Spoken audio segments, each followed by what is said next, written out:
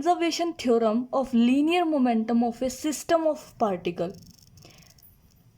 किसी भी कोई भी सिस्टम है बहुत सारे पार्टिकल्स का, एन नंबर ऑफ पार्टिकल्स का, उसके लिए लीनियर मोमेंटम की कंजर्वेशन थ्योरम क्या होगी वो करने जा रहे हैं। फॉर एग्जांपल हमारे पास ये एन नंबर का सिस्टम है, system of n number particles, जिसमें हमने एक पार्टिकल चुना है ith पार्टिकल, एक पार्टिकल चुना है jth पार्टिकल। I पार्टिकल का पोजीशन वेक्टर है इसके origin से, this is Ri and the R is the position vector from origin is Rj and the resultant of these two particles are Rij. Okay. Conservation theorem of linear momentum for a system of particle कहती क्या है, ये बताती है अगर आपके पूरे system पर जो एक्सटर्नल फोर्स लग रहा है अगर वो जीरो हो जाए, it state that the sum of total external forces acting on the whole system of the particle, जो पार्टिकल के सिस्टम पर एन नंबर ऑफ पार्टिकल का जो सिस्टम लिया है उस पर अगर हमारा external force, total external force अगर जीरो हो जाता है तो हमारे जो सिस्टम का लीनियर मोमेंटम भी है जो है वो कांस्टेंट हो जाएगा या कंजर्व्ड हो जाएगा। हमने एक सिस्टम लिया है nth पार्टिकल का, जिसमें से हमने ith पार्टिकल लिया है और उस ith पार्टिकल पे लगने वाला फोर्स कुछ इस तरह से डिफाइन होगा कि हमारे पास ith पार्टिकल है,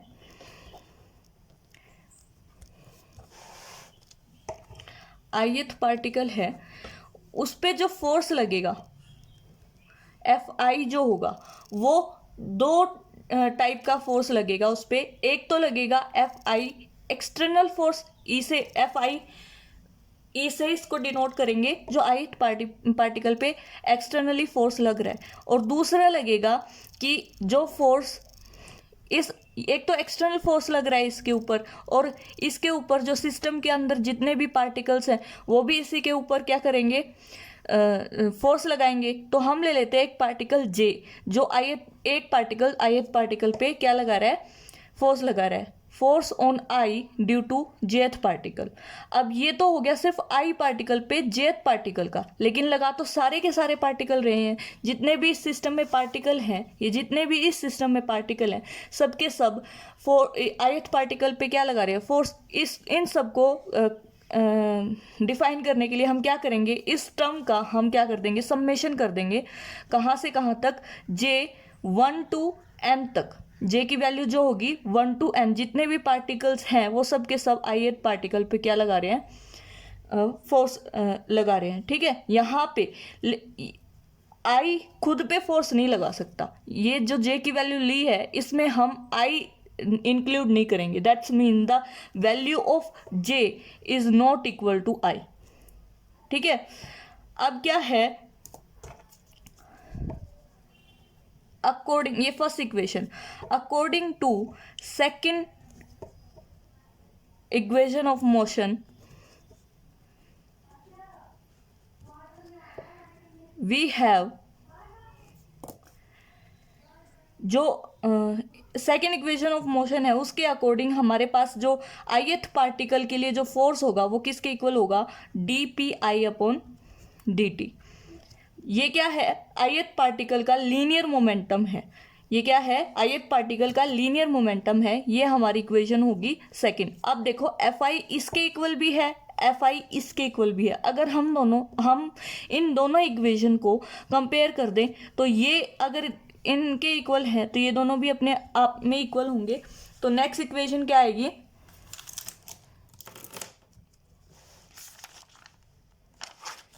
वो होगी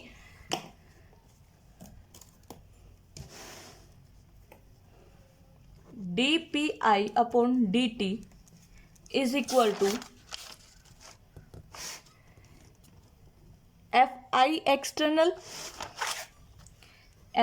Fi external plus summation of J 1 to n where I is not equal to J F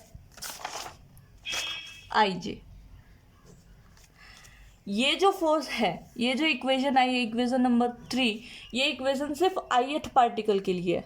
ये इक्वेशन सिर्फ ith पार्टिकल के लिए है। पूरे सिस्टम के लिए अगर हमें इक्वेशन निकालनी है तो हम क्या करेंगे, इस इक्वेशन का समेशन कर देंगे i की वैल्यू 1 से लेके n तक। क्या होगा, ये सिर्फ ith पार्टिकल के लिए, this equation is for ith particle only.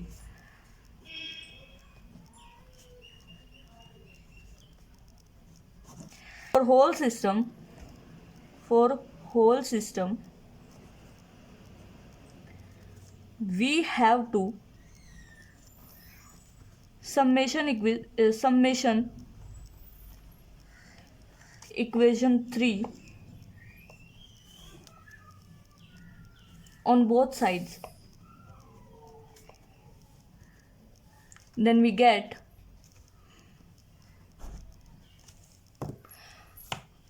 हमें क्या मिलेगा, summation i is equal to 1 to n, क्योंकि कितने पार्टिकल्स हैं, n पार्टिकल्स हैं, और उनमें हमें i की वैल्यू क्या रखनी, i की वैल्यू क्या रखनी है 1 to n, और dpi upon dt is equal to summation of i is equal to 1 to n f i e plus summation, first summation तो ऑलरेडी था, ये समेशन आएगा 1 to n summation j 1 to n f i j।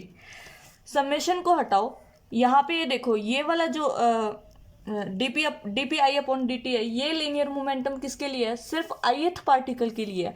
अब हमने इसका summation कर दिया, ये किसके लिए हो गया, पूरे सिस्टम के लिए इसका लीनियर मोमेंटम हो गया। वैसे ही fi एक्सटर्नल था, ये एक्सटर्नल फोर्स सिर्फ ith पार्टिकल पे लग रहा था।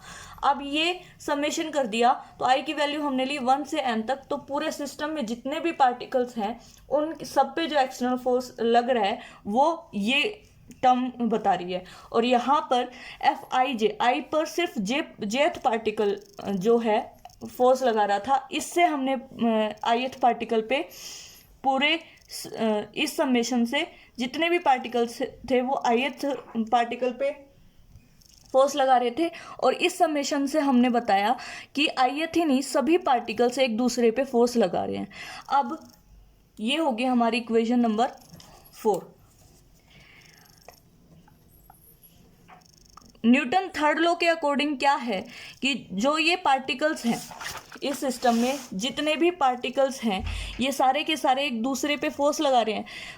न्यूटन थर्ड लॉ के अकॉर्डिंग क्या है, F I J is equal to minus of F J I, क्योंकि जो फोर्स ये आई जे पे लगा रहा है और जे आई पे लगा रहा है वो मैग्नीट्यूड में सेम है, लेकिन वो किस में, डायरेक्शन में अपोजिट है। ठीक है, ये फोर्स इस तरफ लग रहा है और इसका फोर्स लग रहा है इस तरफ, तो इनका मैग्नीट्यूड सेम है और इन जो ये डायरेक्शन है वो अपोजिट है, तो इनका सम क्या हो जाएगा, 0 हो जाएगा।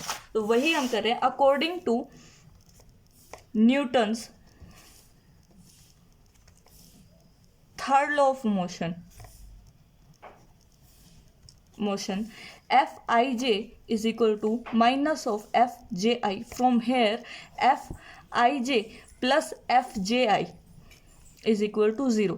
ये वाली जो वैल्यू हो जाएगी, ये टर्म जो हो जाएगी 0 की इक्वल है। लेकिन ऐसा कौन सा इस इक्वेशन में, फोर्थ इक्वेशन में ऐसी कौन सी टर्म है जो इस चीज़ को रिप्रेजेंट करी है, ये तो एक्सटर्नल फोर्स बता रही है, ये लीनियर मोमेंटम बता रही है, पर ये जो है ये वाली टर्म बता रही है कि आपस में जितने भी पार्टिकल्स हैं सिस्टम के वो अपने एक दूसरे पर क्या लगा रहे हैं, फोर्सेस लगा रहे हैं, और वो फोर्सेस मैग्नीट्यूड में सेम है, लेकिन पेयर में जाने के बाद अपोजिटली, अगर वो मैग्नीट्यूड में सेम है लेकिन डायरेक्शन उनकी अपोजिट है तो वो पेयर में होके 0 हो जाएंगे। तो ये हमारी ये वाली टर्म क्या हो जाएगी, हमारी 0 हो जाएगी।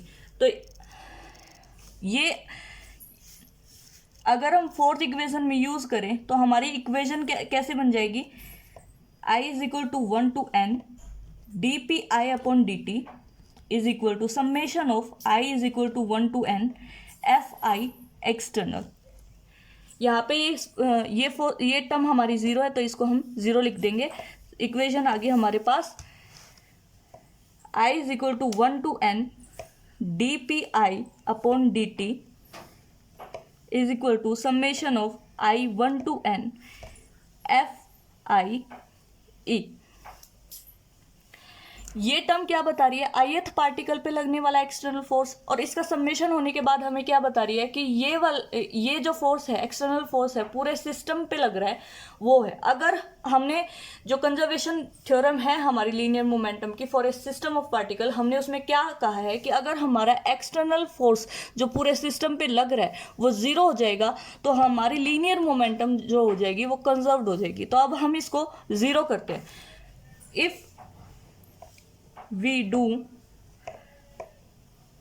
the total external force on the system, total external force on the system is 0, then equation 5 become, ये हो जाएगी I1 to N dpi upon dt is equal to 0। यहाँ से ये हो जाएगा d upon dt summation of I1 to N pi is equal to 0। अब ये जो है ith पार्टिकल का लीनियर मोमेंटम है, समेशन के बाद ये टोटल पूरे के पूरे सिस्टम का लीनियर मोमेंटम हो जाता है। तो समेशन करने के बाद ये हो जाएगा d upon D T, summation के बाद ये आ जाएगा p इज इक्वल टू 0। यहाँ से इसको सॉल्व करेंगे, इसका derivative p is equal to constant, और यही हमारा कंजर्वेशन थ्योरम थी for a system of particle of linear momentum. अगर हमारा एक्सटर्नल फोर्स जो पूरे सिस्टम पर लग रहा है वो जीरो हो जाता है तो हमारा जो लीनियर मोमेंटम है पूरे सिस्टम का वो क्या हो जाएगा, कांस्टेंट हो जाएगा, कंजर्व हो जाएगा।